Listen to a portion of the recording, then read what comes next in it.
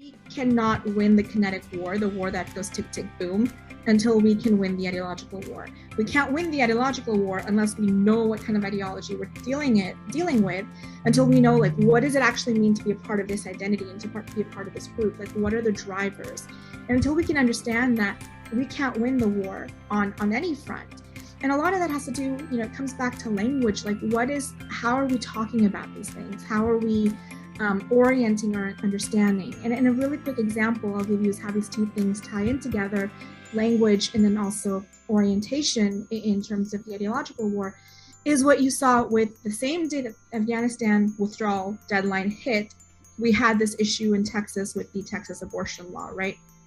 And so I'm not talking about abortion itself, like that's up to every individual's however they want to talk about it, but I'm talking about the language around how we talk about this problem.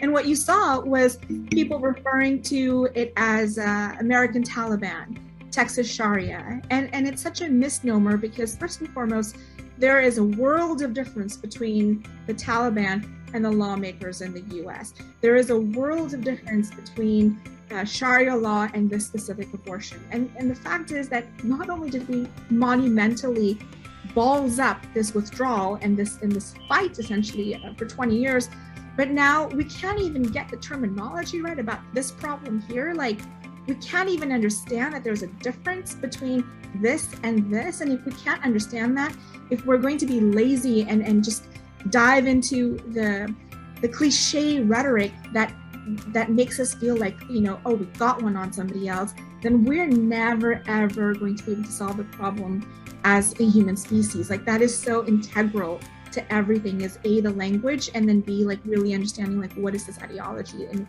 what drives it.